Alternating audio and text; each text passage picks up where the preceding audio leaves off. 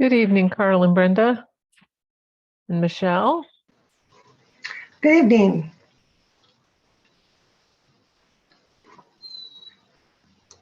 Hello. Hello. How's everyone holding up? Honestly, Nancy, I didn't have the best day today, but that sometimes happens. I'm so sorry to hear that. Whoops, let me get Andy in. Well, it's just no fun when they tell you it's only going to be an hour in the dentist chair and it turns into 2.5 hours. I'm sorry. Yes, that is not fun at all. Yeah, but it's something that we can all, sympathize with. That's why I shared it, because it's like, Absolutely. yeah, we've all been there. No fun. That's right.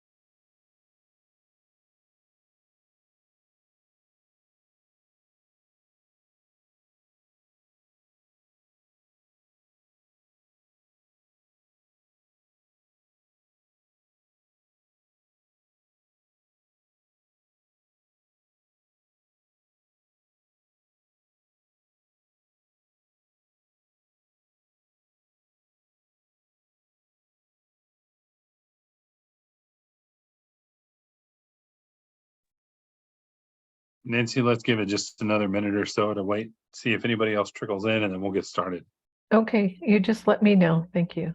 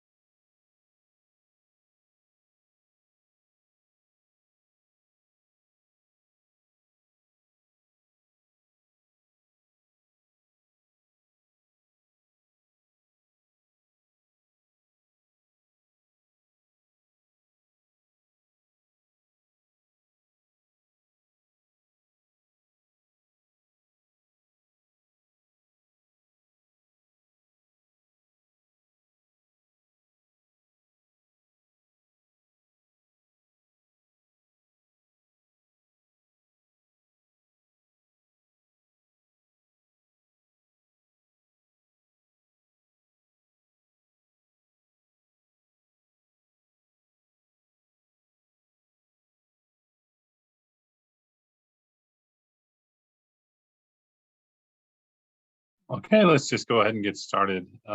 Is everybody able to see my screen? Hold on, if you don't mind, Brian, let me bring Kate Townley in. She just joined us. Yeah. And then also just state for the record, for public forum, there is no one in attendance for the public. So back to you. Okay. Are you guys able to see my screen? Okay, I see a thumbs up. Okay, so I think this will be hopefully our final round on the bulk plane discussion. We made some edits and tried to add some graphics to help illustrate some of the items that we talked about last week. So to start it off, we want to go through kind of a quick follow-up of how we got here. Our current standard is on the left. What you see is essentially a building envelope, or that tent shape is generally derived from the height of the side lot line. And then it comes up at a 45-degree angle. At the top, it's hit with the max building height that you're allowed in each district. And we have some limited exceptions where they're limited to 15 foot in width or linear feet of dormers and some other items. So what we discussed in the last few meetings was to look at a modified bulk plane that would combine kind of what we do currently with a two-tiered bulk plane approach that gives you one bulk plane height at the front 60% of the lot and another bulk plane height at the rear 40%. So we had the pros and cons, as Chris went through last time. We have some pros. The current bulk plane is very simple. The two-tier bulk plane approach is also a very simple concept. It's fairly familiar. It's used by peer communities in Denver, but it also mimics a lot of what we do currently, minus the shorter bulk plane at the rear 40%. They both can cause a tent effect if you max out the building envelope, and can trend towards uniform massing of buildings. But based on everything that we had presented, this was the direction that we went. So the current approach that we're proposing looks at having three separate bulk planes depending on the district. So 12 foot for R1A and R1B, a 15 foot for R1C, and a 17 foot for R2A and B, MUR 3A and BC, 3A, B, and 3C.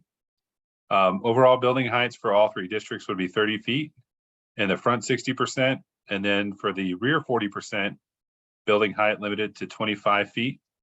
With side lot line bulk plane measurements at 8 feet for R1, A, B, and C, and then 10 foot for R2, A, B, MUR 3A, 3B, and 3C. We also kind of expanded what we look at for the exceptions. So dormers get 15 linear feet in the front 60%, 10 linear feet in the rear 40%, and we have a few examples of some dormers off to the right. Eaves and overhangs, allowances for encroachments into the bulk plane, 2 feet for front 60%, 1.5 feet for rear 40%. There's balcony and deck railing, 42 inches vertically, and that would be the image on the bottom left. And then an exception allowed for chimneys in the front bulk plane if they're less than 6 foot wide. And then some more standard things like gutters and similar minor accessories that you might attach to your structure after the fact. So do we want to stop there? Does anybody have any questions on where we're at or what we've gone through so far? The last piece of this is more of where we left off at our last meeting. And I apologize if I'm going quick. Just slow me down, raise your hand. Michelle?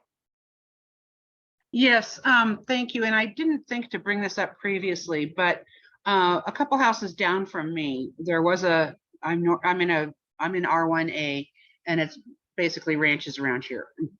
Yeah. But they did build a 2-story down, a couple houses down, and they did use those 4 images on the bottom right, those dormers and eaves. They did put the eaves, which I think is the top right picture, on the side, but I see here it's only the front and rear. And so did they get a variance, or can the eaves and overhangs be anywhere? So what that's referring to is the eaves on the house. Hold on, it's telling me I need to sign in. Yeah, I just saw that. I'm like, do I need to sign in? So what that's referring to is you get a 2-foot overhang. It's on the side normally where the bulk plane is, but the overhang is referring to the front 60%. Know how we discussed splitting the lot up into the front 60% gets one bulk plane measurement. The rear 40% gets a second bulk plane measurement. So those overhangs are referring, saying you get 2 feet of overhang in the front 60, not necessarily on the front of the house. And then 1.5 foot on the rear 40%. So we currently have some allowances to allow overhangs in our existing code and our existing bulk plane. I see It's not Brooke an is on overhang. here. It's just, Huh? it's not an overhang. It's that I'm talking about, the sample down the street from me. It's not an overhang. It's just that they went above the bulk plane by using the top right configuration. Yeah. Brooke, go ahead. Yeah, Oh, Brooke. hello, Michelle. Hello, Brooke. Welcome, You're all things everybody. bulk plane, sorry. That's okay. Yeah, all these 4 examples are some exceptions to the bulk plane. Even if we didn't have a bulk plane, there's exceptions in our code, even with setbacks for eaves and overhangs and gutters. So even a side setback of 5 feet, you can encroach currently in our current code 20 inches into the side setback with your eave. But certainly the wall of your house has to meet the setback, but your eave can go a little bit into that, and chimneys can go into that. So there's currently and always has been exceptions for that sort of thing. The dormers are more related to bulk plane. That is correct. So Okay. I don't know if that helps clarify it, but there's always exceptions for eaves and gutters. Well, and I won't take up time on this conversation. But of course, I don't know if you are surprised to hear this, but there's a lot of people talking about all this stuff in the neighborhood these days. And so I was asked specific questions about people on my street. But if I have further questions, Brooke, I just may give you a holler and we can talk about that specific property. Yeah, and you could always even email me if you. Okay, sounds good. Thanks. Colin? Yeah, I just wanted to clarify for the dormers, the 15 linear feet or 10 linear feet, those 2 types, is that like the bottom dimension? Or is it the maximum dimension, or how is that measured if it's square versus more triangular shaped? Is it an average or? Brooke, how do we measure that currently? So currently a great example would be any of these would be a great example. And I actually have a question as well, and we may need to clarify this, but currently it is, for instance, on that top right, that is a classical dormer. You would measure across the bottom, and the maximum would be 15 feet across the bottom. Actually, to the left of that, so imagine 15 feet across the bottom of the one on the right. To the left of that, you could have 3 5-foot dormers for a cumulative length of 15 linear feet. So it's 15 linear feet per side, measured where it intersects, where it meets the roof. And these graphics would show where it meets the rest of the roof, as well as the bottom right. That's a shed dormer where it meets the roof. And Brian, there was some discussion at one point of measuring the square footage of the yellow area, and but at least for this exhibit, that the linear measurement, I've described that. There has been some discussion of, well, what if you take the area of the yellow portion? Yeah, and the go ahead, latest Brian. draft language that we got from Chris was only towards the linear frontage, and you all Okay. will see that. That'll be part of the packet that goes out for next Monday. Chris has updated some of the draft language to reflect some of these items that we've talked about. So that's definitely still open for conversation if y'all want that to be, but this is just where the current draft is. I will say that while I do, the square footage has some advantages for actual impact, but we already get a lot of phone calls, even from architects, trying to understand the bulk plane, and we don't want to make it too complicated. So the linear feet is more simple than a square footage.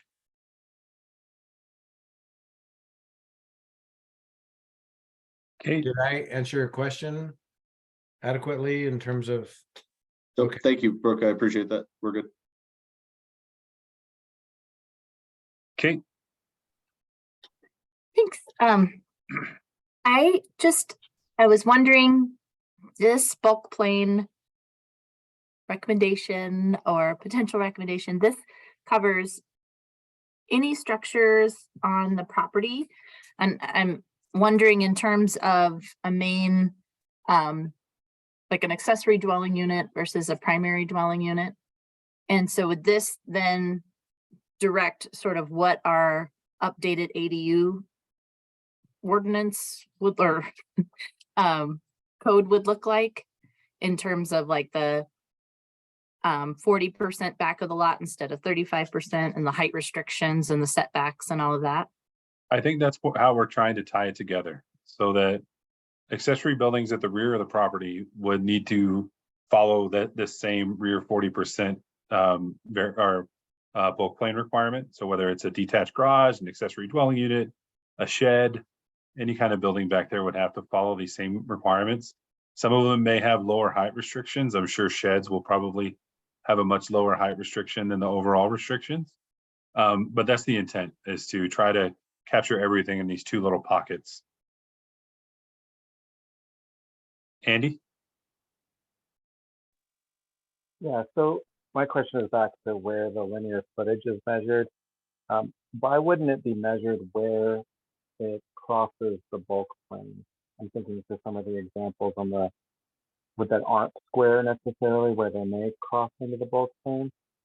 So I'm just confused if that linear footage is measured from the roof or actually where it would cross the bulk plane. Just from a practical standpoint, I can give you my answer is it probably is much easier to get it measured from where it attaches to the roof rather than figuring out the geometry of how it fits into the bulk plane. I don't know, Brooke, did y'all have that kind of discussion when the bulk plane rules were updated? So yeah, I think I can clarify that. So in the very top right diagram that is 3D and shows the AB, the 60 and 40%, that sort of shows the maximum you could do with a bulk plane, correct? And so imagine just below that, the bottom right dormer, no, I'm sorry, the top right dormer being attached to that. Because you're already at the maximum bulk plane, it's going to be measured at the very bottom of that orange yellow line. That's going to be the 15 feet because that roof, that sloped roof that it's protruding from, is already there. It's already at the maximum bulk plane. Now imagine if the structure that is shown, the big structure in 3D that is shown at the very top, right, was way below the bulk plane. Imagine it was a one-story house, where that dormer on a one-story house gets intersected by the bulk plane is going to be less than that. Does that, do you kind of follow that? It's, yeah, there's dormers on a one-story house that aren't even maybe going to protrude through a bulk plane. But if your roof is following the bulk plane exactly, which some do, then where your dormer protrudes from that is it's going to be that line where it intersects it. So Yeah, that makes sense. Yeah, I'm just thinking of this with my variance hat on and thinking of people doing second story additions and things that they might already be set back from. And I'm just thinking of little pieces peeking out, but if you're always measuring it from where it's next to you. Right, might so not. there are dormers that might sort of barely intersect the bulk plane. Right. And then are some that will do it to the maximum, of course. Okay. I think I'm following. Thanks. Carl? I got a two-part question. The patio, the simpler question would be on the front of the house, on the vertical wall of the front of the house. And that probably really wouldn't interfere with too much. But if you put it on the side of the house and have a dormer, like maybe the bottom right dormer, as the door going out to the patio, the deck, how would that be? What would that be considered?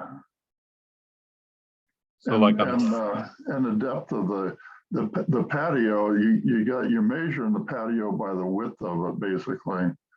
Is there a limit to how far it can stick out?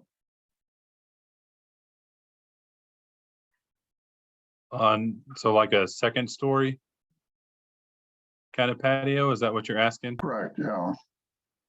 So essentially, Yeah, second story in the front of the house, and then basically on the roof with a dormer as a door for an entrance going to the patio. but on the front of the house, That would be on the side. on the side. So No. your exceptions would be measured two ways. So one, I think, did you mention if you had a door kind of similar to the one on the bottom right in that dormer? You'd have Correct, that. yeah. That would be one measurement exception. And then the height, the balcony railing can only extend 42 inches vertically into the bulk plane, but that would be measured as a second exception. So essentially, when you put those together, you get 7.5 feet to get 15 linear feet. So the dormer and the patio rail would add up. Yes, that's where he's proposing it. The draft has got it right now. You get 15 linear feet worth of exceptions. So Wow. if you've got two separate exceptions, they have to come up to 15 feet, whether it's 8 and 7, 10 and 5, 7.5 and 7.5, or Okay. And the one that would be on the front of the house, basically the front of the house on a vertical wall, a patio on that, is that even considered an exception? no. So Okay. that would have, if you did something on the front of the wall, you'd have to meet your front yard setback. Now, the only exceptions that we are proposing with this code update, and I think we talked about it last meeting or the meeting before, would be potentially like a 5 foot exception into the front yard setback for covered patios or front porches, more than anything else, to try to, try to incentivize people adding front porches back to homes. So we wouldn't penalize them for a front porch, but the second story patio, yes, they'd have to meet their front yard setback. Okay.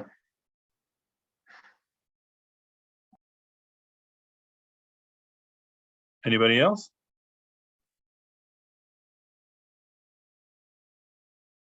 Okay, let's go on. Brian, I just Yeah. wanted to add one other thing from this slide. Oh. From the previous slide, sorry. And yeah, that was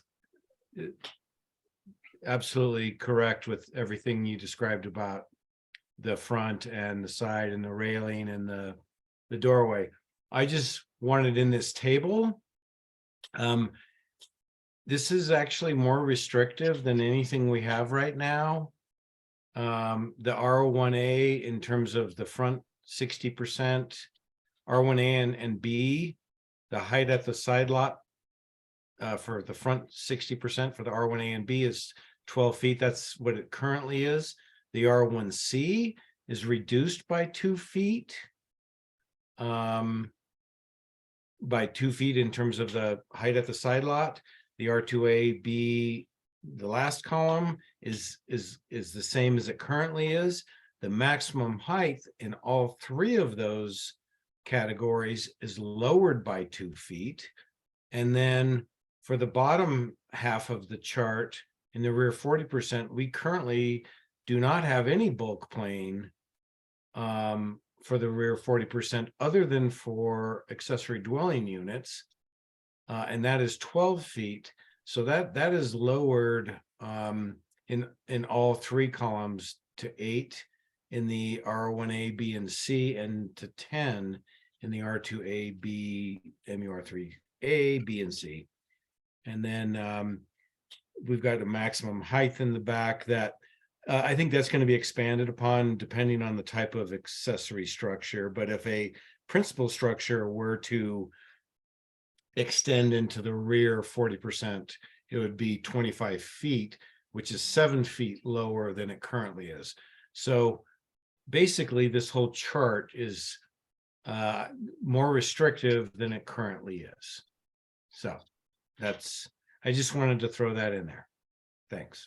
Thanks, Brooke. Aaron, you have a question? Yeah, comment just around the same lines of what Brooke was just talking about, specifically around like an ADU over a garage in the back is now more restricted, and how that would, those situations would be impacted by this. Yeah, just that's my question then, is how would that situation be impacted by this? So currently an ADU would be have a 12-foot bulk plane at the side lot line, and it would be limited to 26 maximum feet. So it's only being lowered by 1 foot on the maximum height, but the bulk plane is being lowered on potentially an ADU from 12 feet to 8 feet.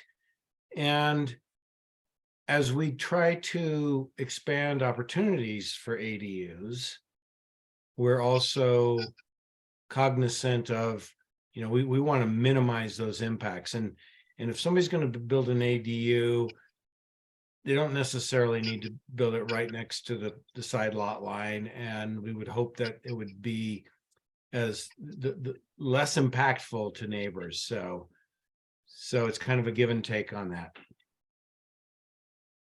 Yeah, the current, the way that the ADU discussion has gone is, now you can have a fully detached ADU with the new standards. That's what they're proposing.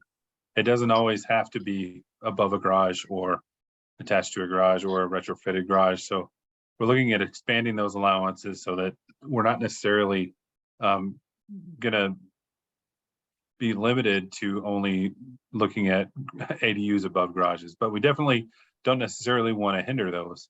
Yeah, and So- that's what I'm getting at, is this seems to hinder those options as Okay. well. We can take a look at it.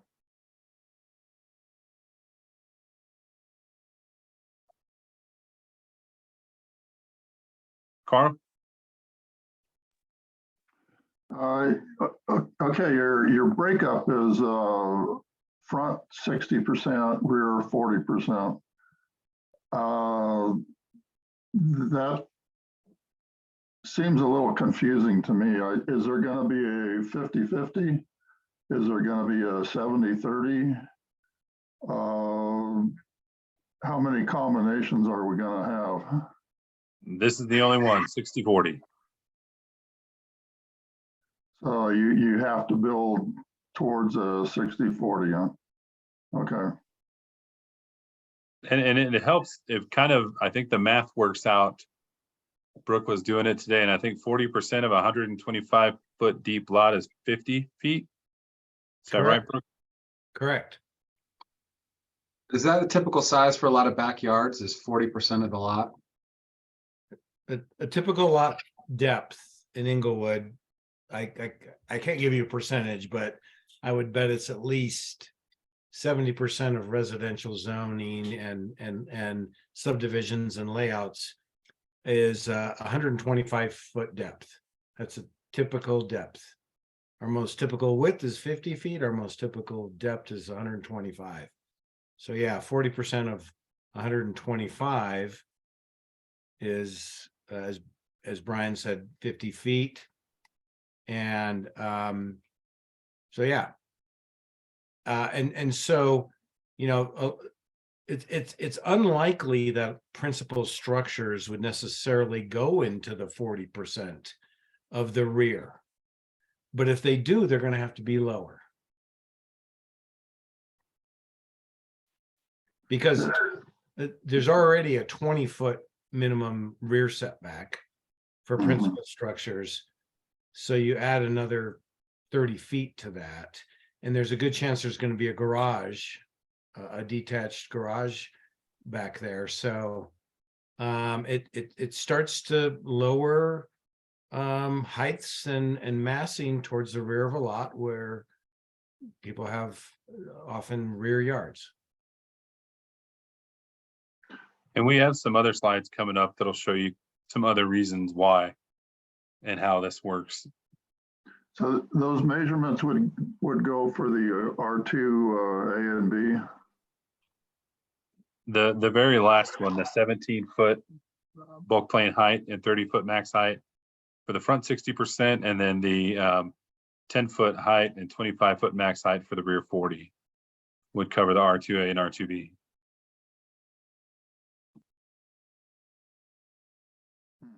Okay. Colin, did you have another question?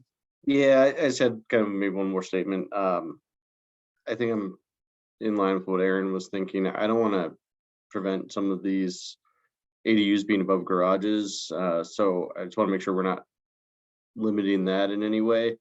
But also, I feel like the R2A, MUR, like all those higher density, I feel like might have a little bit of a higher even than the 10 and 25 in the rear.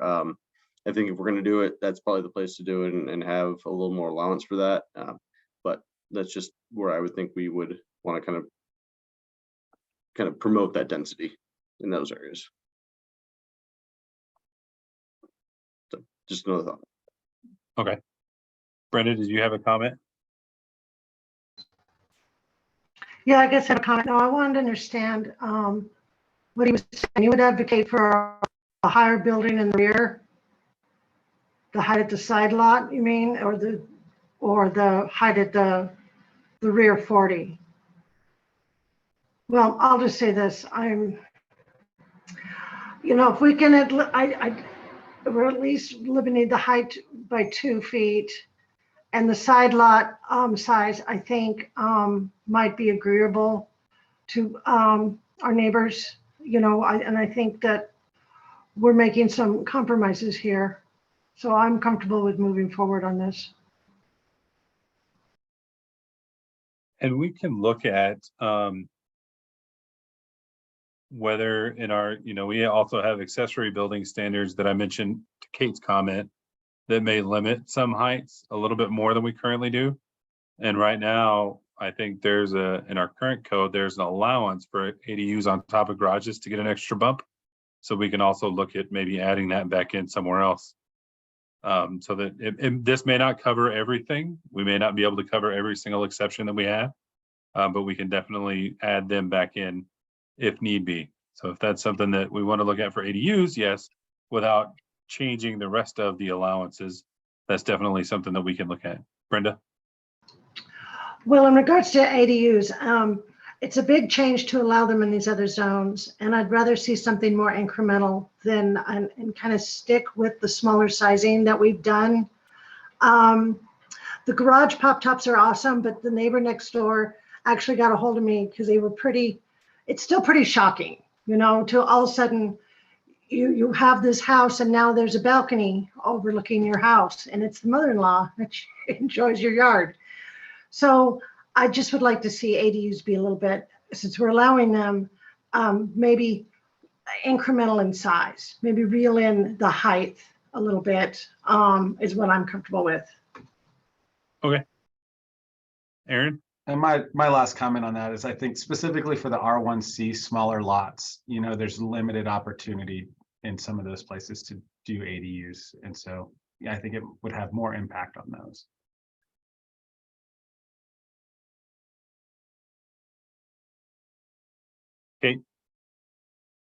Yeah, I think the R1C, it would have a more impact on that because we've had the 12-foot bulk plane in there already and a higher height limit. So that would be the area, I think, especially for whatever exceptions may be available for above garages and things like that. So I understand the need for it to, or the desire for it to be incremental. But if we make it even more restrictive and impossible, it's not going to do us any good.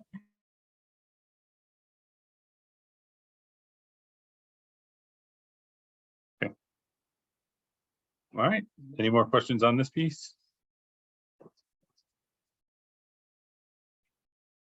All right. So I think last time, or one of the previous times we met, there was a discussion on how we measure the bulk plane, where we determine the base plane is located, and then how we determine maximum height.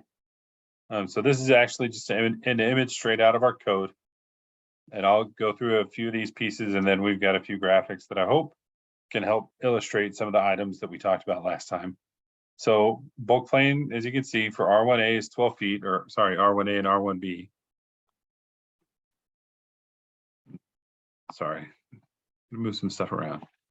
17 feet for R1C, R2A, R2B, MUR3A, and MUR3B. There are side setback variances by zone district and lot type. We have a separate table for that. So how we measure the base plane is we take the average of the two side property line midpoints, and that determines the base plane. So I'll show you an example, just a very quick graphic that would show you that the way we currently measure it, the base plane is essentially measured at this midpoint of this lot, and then the same midpoint across the lot from it. Then we take the average of that, and that determines your base plane. So in this illustration on the right, I did some just some elevation drawings that would show you kind of the way that tent looks like from maybe your neighbor's house on a very sloping lot. Because I think this is where we talked a lot about, was on lots that have a lot of fall or a lot of rise. The current bulk plane requirement is a little bit more restrictive. So on this first image on the top right, you have a lot that falls from front to back. So your backyard is lower than your front yard. The bulk plane essentially is measured from the middle of that lot. And so you may be limited on how much you can do up at the front of your home, while the back of your house, and this is similar to how my house is built, we have a 2-story house up front and 2-story plus basement walkout in the back. Then on the bottom right, you have the opposite of a house that may start lower and then rise as it goes to the alley. And the current bulk plane, this was some of the discussion last time, was the bulk plane is limiting because here you have, essentially you could have a very tall house up at the front of the street and a much shorter home in the back. So how it's currently proposed would be to, again, separate out the front 60% and the rear 40%. So you'd measure from the midpoint of the two lot lines on the front 60% for bulk plane number 1. And then bulk plane number 2 would be measured at 2 midpoints between the side property lines for the rear 40%. Hopefully everybody's tracking what I'm saying. So essentially you would have 2 different bulk plane or base planes, depending on where the structure is located on your lot or your accessory building. So that starts to kind of get us more towards these much more context sensitive developments. That way it's just not one static measurement for everywhere, but this can help the lots as they fluctuate with a lot of rise and a lot of fall. Or you would get, if you have a very flat lot, you would essentially get the graphic on the left for your bulk plane requirements. What is also in the current draft, as Chris put together, is the exception. I think Bernie mentioned last time there's lots that fall maybe more than 10 feet. And what we put together to try to tackle that would be an exception for a lot that falls more than 10 feet in which the bulk plane measurements would be measured at the front and rear setbacks. So front setback and rear setback for primary structures. That does change a little bit. You can see the graphics on the right are not to scale by any means, but we try to do them to represent kind of how that bulk plane tent can shift back and forth depending on what we're looking at. So in some exceptions, it may allow for a taller building towards the back, but as Brooke has mentioned, generally that's going to be a garage or an attached garage. Now I want to stop here and see if there's any questions before I go to the next piece that we add to it. So what we're going to add to it on the next few slides will be kind of how building height ties into all this. Colin? Oh, what's the setback for a garage on the rear? What's the setback for a garage? Yeah, so I mean, if it wasn't a connected structure and it was a garage, what would that rear setback be? So for a detached garage, Brooke, correct me if I'm wrong, if the garage door is facing the alley, it would be 6 feet. And if it's not facing the alley, it's 3 feet. And so for this, it would be at that face if it's a separated garage or a detached garage? So this would measure everything at the primary structure rear setback, which is generally 20 feet and more in some districts. Okay. So we're not measuring it at the smallest setback, we're measuring it at probably the largest setback. Okay. In the rear. What if would that change if it was an ADU then, or would it be measured then at the 20 foot at the primary setback, primary home setback? It could. I mean, that's one way of looking at it. This is generally one of the more practical ways to look at it, and trying to not, we're trying to get 2 different bulk plane measurements, but not 10 to 15 depending on where the structure is. We're trying to really just do one for the rear 40, one for the front 60, okay, and then leave it at that. But if this one doesn't work, I mean, you can see that the general rule of thumb, it looks like it might be pretty helpful for changing how building structures can kind of alter themselves as they go through the lot. Yeah, no, that is definitely interesting. I think I like the 2 sets of measurements, but I just want to make sure I was understanding how that was being measured. So, okay, I'm good. Thank you. Carl? Why don't you take the measurement from the halfway on the house itself? Halfway on a 60% and then halfway on the 40%. I mean, the way you got it here, the drawing is your bulk plane line is not even at the house. It's definitely not at the middle of the house, no. And I looked at that myself today, but I think you may end up, and we'd have to run some graphics, but you could end up with people trying to squish a whole lot into very little to try to maximize their height and their bulk plane heights. This one just makes it much more even for everybody. So no matter the lot depth, you get one measurement here, one measurement here. It doesn't change based on the size of your house. It's just one measurement or 2 measurements. That kind of leads up to my second question is, you're taking the bulk plane measurement off of the dirt, correct? Off of what? The dirt, the lot itself. So it's based on the existing elevation of the lot. So as the lot sits right now. So yes, Okay. that's where the bulk plane would be. That kind of, okay. Before you bring any equipment in, you get a bulldozer in there, you can put that lot level wherever you want. Brooke, did you have something to add? Yeah, that's a good question, Carl. These are based on existing grades at the property line. So think of you and a neighbor. In theory, you are not allowed to change your neighbor's property line. And that property line is razor thin. So that existing grade needs to be an existing grade. I don't want to say for perpetuity, because that's, that's a little bit far-fetched, but that existing grade at your property line should not change between neighbors. Now people build retaining walls sometimes right on their side of the property line, but that retaining wall can't be on the other person's property. So in theory, that property line elevation at the midpoint or wherever we determine it to be, that elevation should remain constant.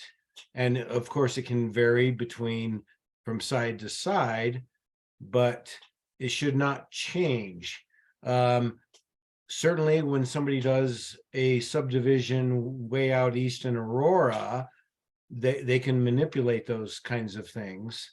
But in our city where we're built out, those existing property lines should not change. And so there is an elevation that should be taken before construction, when applying for a building permit, and that is recorded, and that is what the bulk plane is measured from, is prior to construction. If I can, one other question. Which side of the house is the bulk plane measurement taken on? Both sides. Both sides. Both of them, okay. So it's hard to draw right now, but these blue lines that in the graphic, Okay. there's another one on the other side. And where that blue line intersects the property line would be where that measurement would be taken. And there is another one on the other side. You can't see it because the house is blocking it. but yeah, where the blue line intersects the black line on both sides, typically north and south of each side of the property. That's where it would be measured from. And we ask for those elevations during the building permit, so we can determine that as we approve or don't approve their permits. Okay.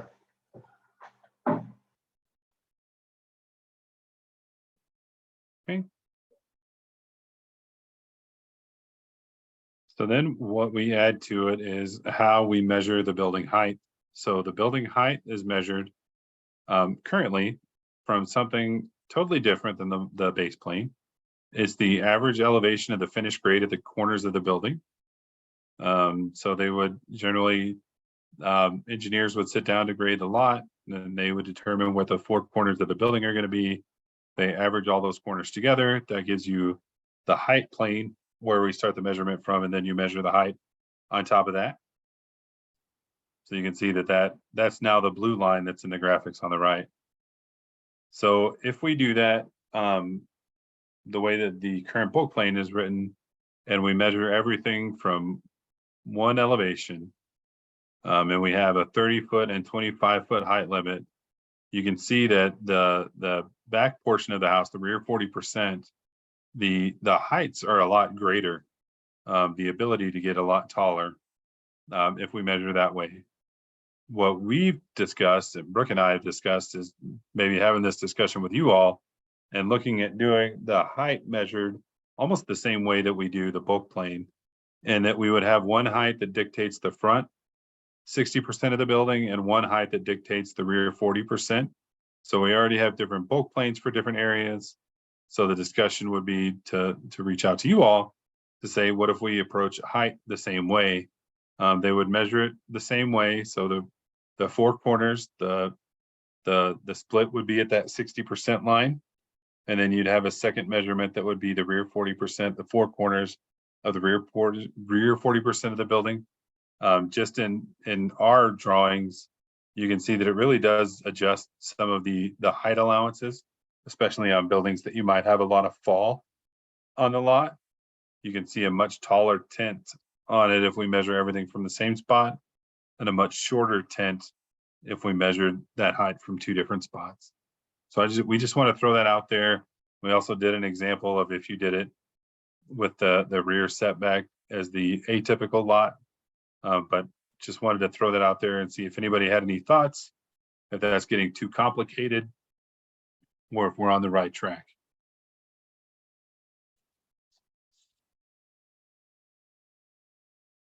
Colin? I guess would that mean that if it's measure the 60/40 again, it would just be a single height from that middle point, which is the way I thought it was already measured, as opposed to the 4 corners? Is that what you're proposing? So right now, it would be measured from the 4 corners of the building. Uh-huh. And even if there was, the rise and fall, we still have the 2 heights in the 2 areas. So you have 30 feet for the 60%, the front 60%. And then the building height is limited to 25 feet in the rear 40%. And what we proposed. So if you measure them at the same height, that I guess I should show you on the screen. The rear tent or building envelope can get a lot taller and lots that have a lot of fall. And so what we would say is, since we're already having 2 separate measurements to determine the base plane for the bulk plane, why wouldn't we have 2 separate measurements to determine the height? So that on lots that have a lot of fall, we have something that looks a little bit simpler. How come it isn't just at the same average midpoints as opposed to this more complicated 4 corners? It can be. Currently, this is the way it's proposed, is Okay. at the average of the 4 corners of the building. Okay. That's the way it's proposed in our current draft language.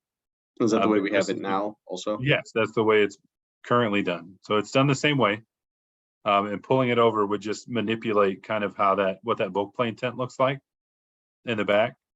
And when we were doing these graphics, we thought, well, what if we're already doing the bulk plane measurement twice, why not at least have a discussion on whether we would look at the building height twice? So that's where we was just throwing ideas out there and wanting to get people's opinions and thoughts. Carl? The 4 corners seems kind of complicated to me, but I'm not going to be the one to explain it to the person getting the permit. So if that's going to be doable, I can see it's more accurate probably. Right. And go ahead. Go ahead. I had another question, but The 4 corner portion of it is something that we already do. So that's already built into our current regulation. So that really is just pulling it out of our current regulations and bringing it across. The only thing that we've talked about changing is adding this piece where we would do 2 4 corner measurements to determine the height at the front 60% of the lot and then the height at the rear 40%. okay. My other question is, what happened to the 15% bulk plane? 15 feet, I'm sorry. 15. So the measurements on the front are different. There's a 12, a 15, and a 17. Right. Depending on your district. So R1, I think it's R1A and R1B have 12. R1C has a 15-foot, and then R2A, R2B, and then the 3 MUR districts have the 17-foot. I think it's your slide before that had it went from 12 to 17 feet. Okay. Carl, I think you might be a good question, but we're talking about building height right now versus bulk plane. And okay. so this discussion is about a maximum height rather than Okay. bulk plane. All right. Thank you. Tina? Yeah, I think, given that the methodology of how you're measuring the height would remain the same, it makes sense to me to have consistency and more accuracy on measuring the building and the lot as a whole, if you're doing the 2 points for the bulk plane and then having 2 points for the height as well. I just think for consistency, it makes sense. And I'm not sure that it's any more complicated to explain to someone seeking a permit, given that the methodology that you're using is the same. Brenda? Mike, just two questions. Does this allow for more diversity and room in trying to build? And then the second question is, do any other cities do it this way?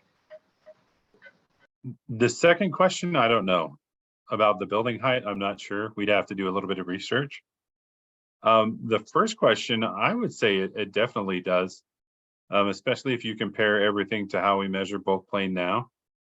And that when you look at a building from the side, you're generally going to get, a lot of times you're going to get something that looks just like this, very boxy. People are trying to maximize the entire thing. So once we put everything together, we feel like it definitely offers a lot more design opportunity.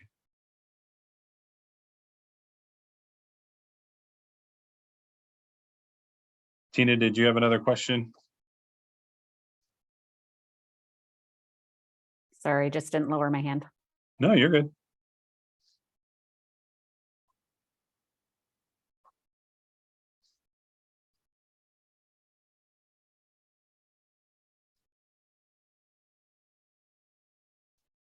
I knew have any other questions. I think this was my last slide on tonight's presentation. So if there's any other questions or discussion around the bulk plane, this is the time to have them.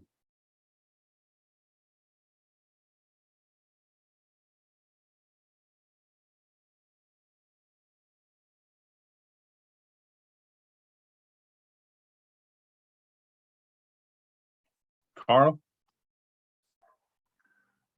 It may not be relative, but this is all for single family homes, correct?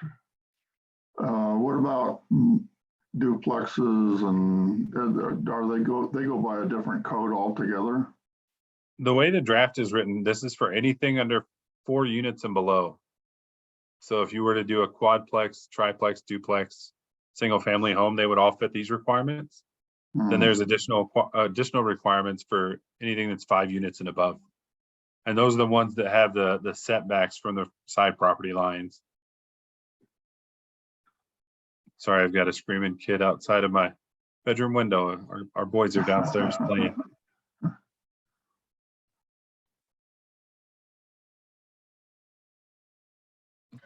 Brenda?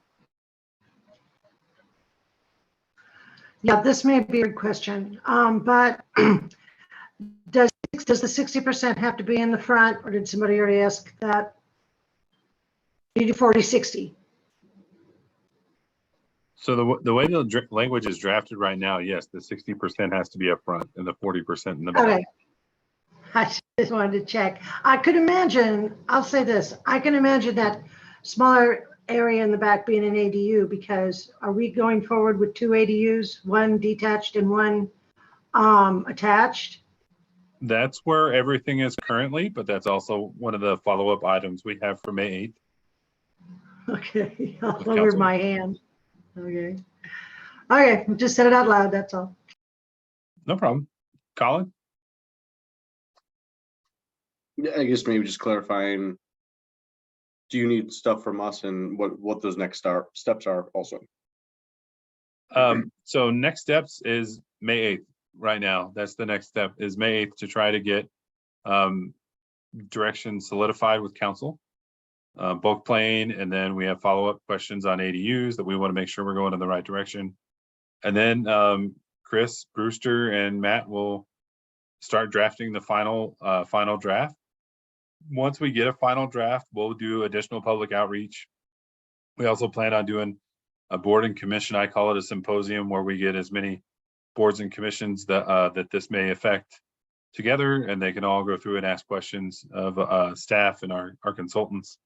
And then we'll start looking at the adoption schedule. So right now we don't have a timeline. We know how long it generally takes to get through adoption with noticing requirements and how many meetings we have to go to. But that can always take a little bit longer.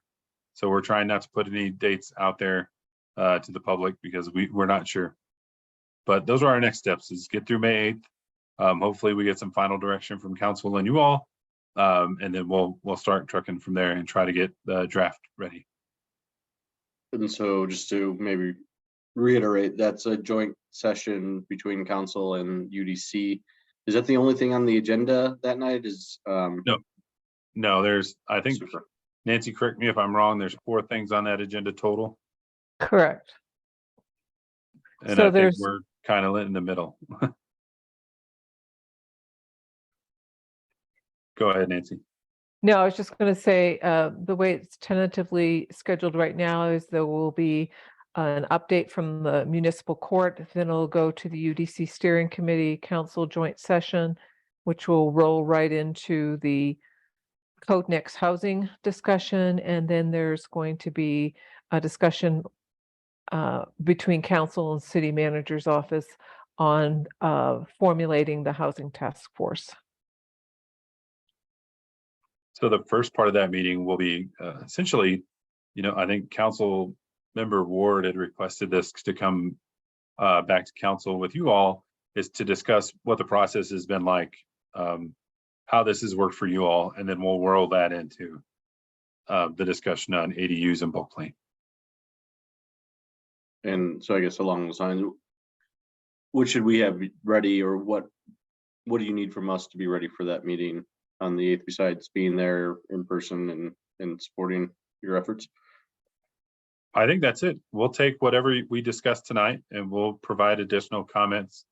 We've already gotten the packet ready. I don't think it's published yet for the council agenda, but we can get some additional items together and we'll send that out both to council and to you all from the discussion tonight.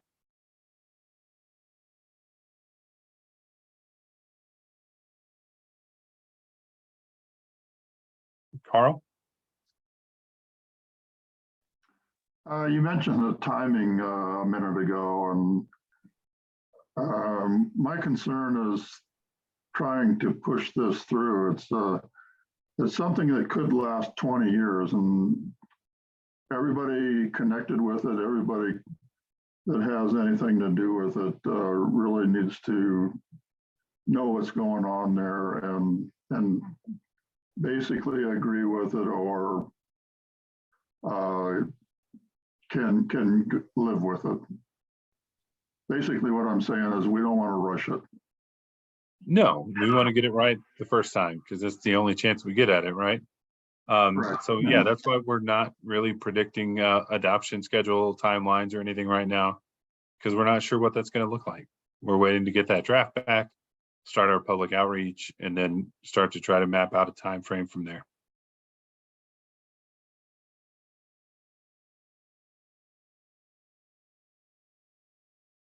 All right, does anybody else have any questions or comments?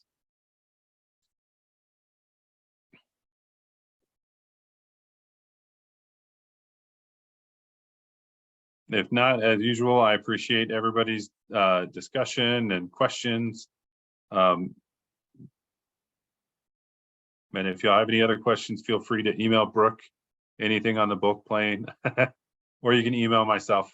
We can definitely continue to discuss. But if there's any other questions or comments around this subject, please send them to me, and we can try to add them to our discussion for Monday night. Otherwise, thanks again, everybody, for being here, and we really appreciate your input on the topic. Thank you. Good job.